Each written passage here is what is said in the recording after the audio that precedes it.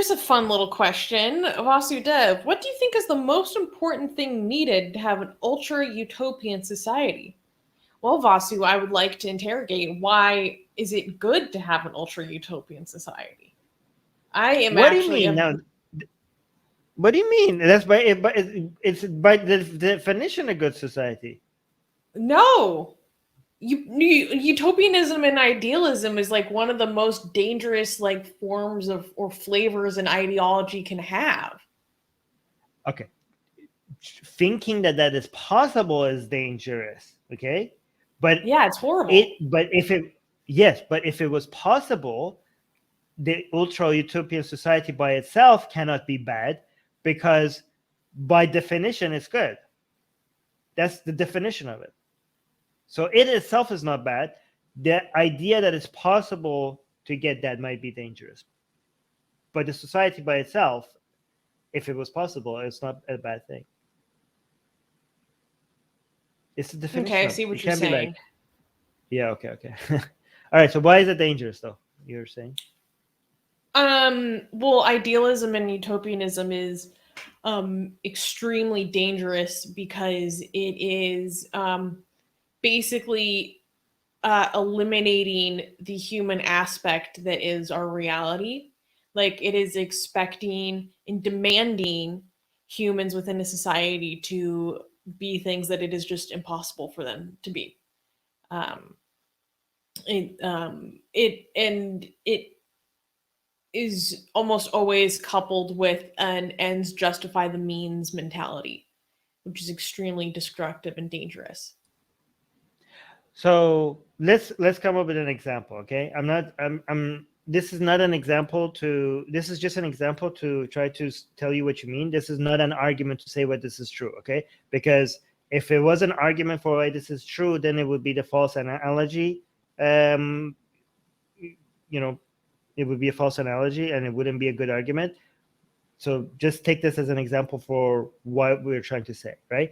Imagine if you were looking at a model, okay, with that was really, really shredded and had like six-pack abs and really big muscles and seemed to be, you know, like under 6% body fat, right? But still This is very big as specific. potential, okay? Yeah, so like something very unrealistic for most people to attain, like something extremely unrealistic, under 6% body fat, okay? And you're like, that's what I want to get to, okay? And it's almost impossible for most people, okay? Especially for people that have other things to do, like they have a job and they have like this is not their profession to just be a model and just work out all the time and watch the diet, and you don't have the genetics for that, and you don't have the time for that, and you don't have the life that is possible for you to do other things and also aim for that. Like it's completely unrealistic, okay? And that's you're like, I want to be that. That's what I'm going to do, okay? So you might end up doing some things because you keep trying things and you're not going to get there, and you have this dream that is impossible. So you're going to do some things that are very dangerous. Like let's say you're going to go on diets that are very, very extreme. Let's say you're going to cut out food groups that you're going to miss out on nutrition that is important for your health, but like you know what, I'm going to have to cut my body fat to that level, so I'm going to do this is what's needed. So you're going to hurt your body because of you have this unrealistic expectation of your body. You're going to over exercise. Let's say you're going to go on, I don't know, like every day you're going to do a marathon. And you're going to you're not going to have recovery for your body. You're doing cardio and weights every day. You don't understand how important sleep is, how important rest is. You don't understand how anxiety is like destroying the stress from all of that. And the cortisol and the exhaustion from all of that is actually killing you from the inside. So because of this extreme goal that you have, and you also want it by next year, like something maybe that this person achieved in over like 20 years, you want to achieve that, by next summer, I want to look like that, right? So that's gonna be very, very unhealthy. In fact, that person that even looks very good, like under 6% body fat, like he looks very good, but that's actually not the most healthy way to be, right? That person that looks very good might be the 6%. It might look ideal, but he's hungry all the time. He's always has low energy. He can't get it up. There's going to be a whole bunch of issues with like having under 6% body fat, right? So that's what is with society. Like you think like instead like the best way to run a society to improve a society is like, okay, we have this problem here. How could we improve this? What are the policies and strategies that we could improve education by this much? Not like this is the utopian model. We have to like look at this like this is like a shining city on a hill, and that's what we want to be like. This is how the most like that in if that's your goal, if you have this unrealistic goal that you're never going to be able to achieve because how much you are attached to that, you might think like any cost into getting to that goal is worth it. Like the means, the end justifies the mean.